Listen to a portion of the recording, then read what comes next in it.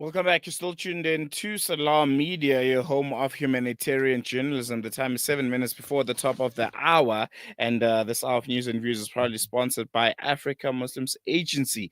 Africa Muslims Agency, a beacon of hope to communities for over 35 years in Africa and beyond. And with that being said, the power of literature lies in its ability to educate, inspire, and challenge narratives. But what happens when books themselves become targets? The recent arrest of two Palestinian booksellers in occupied East Jerusalem and the confiscation of the books from their shop by Israeli authorities is yet another alarming example of censorship in the name of security. The incident raises critical questions about freedom of expression, the erasure of Palestinian narratives, and the role of literature in resistance. And joining me today is Nathi Ngubane, author of From the River to the Sea, an educational coloring book that introduces children to the story of Palestine. His work aims to make Palestinian history and struggle accessible to younger generations in a creative and engaging way. And we'll be discussing the significance of literature in shaping public understanding, the recent crackdown on Palestinian bookstores, and the importance of keeping these stories alive. And he's joining us via telephone, Nathi Ngubane. Nathi, thank you so much for joining us. Welcome to Salam Media. Really appreciate you giving us your time this morning. Thank you. Thank you so much for having me. I'm looking forward to chatting with you this morning. The pleasure's all ours. I think first and foremost, we can just kickstart the conversation with your reaction to the recent events, the arrest of these Palestinian booksellers and the confiscation of literature out in Jerusalem. Do you believe there's an active attempt to erase Palestinian narratives? Do you believe the Israeli authorities have finally realized that literature could be, as it has proven over the years, a very, very powerful tool in educating, number one, the world about the atrocities that the Palestinian people are living under, enforced by the Israeli, occupation, and number two, literature itself can also be used as a medium to raise solidarity, as again we have seen throughout history. Well, just to start off with South Africa and apartheid, and we also had books being banned during apartheid because the apartheid government feared that this was going to ruin the reputation of their government. So books have been banned in the past, books of struggle and resistance. And, just to talk about the arrest of the two book owners in Jerusalem, it's deeply concerning to see a children's coloring book about Palestinian history, culture, and its literary icons being misrepresented in this way. And, sadly, this isn't new because last June, my publisher, Social Bandit Media, and I faced demands from South African Zionist groups ban this coloring book from Exclusive Books, our local retailer. And, they falsely accused this book of calling for the genocide of Jewish people. And now in 2025, Israeli police have raided an educational bookshop in East Jerusalem. Our book's purpose, just to highlight that a bit more, our book's purpose was to educate children in South Africa and beyond about Palestine, apartheid that we can relate to, and Palestine's universal struggle for freedom. There is no content, first of all, in the book that incites hate or violence. Only lessons in empathy and justice. And, I believe that this book has been targeted, and Palestinian literature has been targeted here and abroad because Zionists claim that the phrase "from the river to the sea" is anti-Semitic, And today, even basic solidarity with Palestine is labeled as such. Now, as a South African, we understand oppression and colonialism firsthand. which is why we recognize the struggle of Palestinians. And what I really, really find absurd is that a coloring book teaching about the history of Palestine and Palestine's literary icon can lead to detention, while we have world leaders such as Donald Trump openly advocating for the ethnic cleansing by suggesting that Palestinians be displaced from their land, statements that are met with praise from the Israeli government.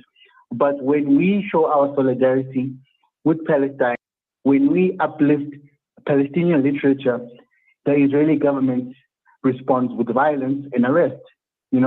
It's a very interesting world that we live in. Mm. Do you think this misinterpretation of what messaging from your book, for instance, is trying to convey is a deliberate attempt? Do you think they genuinely think that the message is vile, is of a destructive nature, or this is a deliberate ignorance to make sure that nothing that resembles a positive outlook or a positive representation of Palestine is on the shelves for people to look at, know about, and educate themselves on? I mean, I definitely think that it's deliberate. And I also understand that a lot of these Zionists and a lot of these critics have been indoctrinated to believe that Palestinians shouldn't exist, Palestinians shouldn't be recognized. Now, any form of literature, any form of solidarity with Palestinians is considered a terrorist act.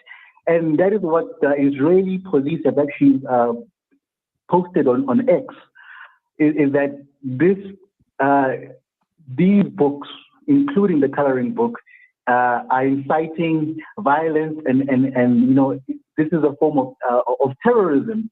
So this been Palestinians have been silent for the longest of times. And if you have shown your support to Palestine, you will also be silent. You will also be banned in a way. You will also be put in a list. And Palestinian voices are our voices. And we have all come, especially Black and brown people. We know too well the injustices of oppression, what it means to be removed from your land.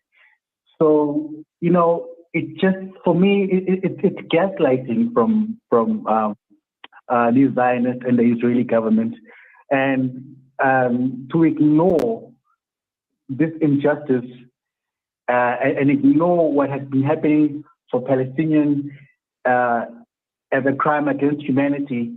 It's absurd. It's really absurd. No, definitely. And let's touch a bit about your book. What kind of reception has your book received? I think you mentioned instances for it to be taken off the shelves. How do you deal with that? How do you deal with the negative connotations to a book that's supposed to be a way to educate young children about a very, very important topic in an age appropriate way? How do you go about dealing with such calls that put negative connotations to something that's supposed to be so positive? Well, first of all, I would like to say that, before we published this book, we did a lot of research. We consulted with Palestinian journalists. We consulted with anti-Zionist Jewish scholars like Ilan Pape. We consulted with parents before material in the book could be published. And we really wanted to tell a story of Palestine. We wanted kids to learn about Palestinian icons, the land, the cuisine, what it means to be in solidarity, what the Palestinian liberation and freedom means. And it was all I knew from the get-go that we are standing for a positive educational book for children to learn what it means to be empathetic to those that are oppressed. Now, the reception, the negative reception, I did expect it. Um, my first line of backlash happened last year, actually, via LinkedIn, where the book, a lot of Zionists were threatening to, if they get a hold of the copies, they'll burn the books. Uh, they'll love to purchase the books and use them as toilet paper. So I Mm, really did expect the backlash from them. But what I have seen is that the more Palestinian voices are silent, the more the stronger the solidarity becomes. So during this backlash, after it, we were then we were then we had sold 3,000 copies just before the criticism, and after the criticism, we sold an extra 10,000 copies mm, of the book, and with all proceeds going to Penny Appeal Palestinian Project in Gaza. And this, for me, has shown that being a South African, we will always be on the right side of history. We will always support those that are oppressed. And there's nothing that critics and Zionists can. They can complain, they can ban, they can burn, but we are not free until Palestine is free, and Palestine is everywhere. and I think we're going to leave on that note. Thank you so much for giving us your time, Nati. Really, really appreciate your insights. And I'm sure we'll be talking again in the not so distant future. Thank you so much, my brother. Have a good day. There you go. That was our author of From the River to the Sea, Nathi Makubane. Just giving us insight on, I think, what's becoming a very concerning phenomenon, but one that's not new. I think throughout history, it has been known that literature has power, and the power of literature lies in its ability to educate, inspire, and to challenge narratives. And yeah, books will become a target. Books have always been the target, and I think is to just give props to people like those two Palestinian booksellers who were arrested in occupied East Jerusalem, and had their books confiscated. Those are the people that are almost the protectors of history, the protectors of knowledge, and people that are helping archive the truth. Because if there's one thing that doesn't die unless it is targeted and it is burned and it is erased from history, it's books, it's words. Generations and generations over will be reading about Palestine and the atrocities that the people of Palestine had to endure under a genocidal occupation that is the Israeli apartheid regime. And the only way to make sure that those stories do find the next generations and do inspire the next generation of activists is through books, is through words. And yeah, perhaps people like Nathi himself also, who are doing a very good job in making sure that those stories are being told, those stories are being archived, and there's an education, around Palestine, and the education comes with the use of literature. So yeah, I think it's going to be interesting to see how far this targeting goes, and the response to it from the global community. Because how far back are we going? Eh?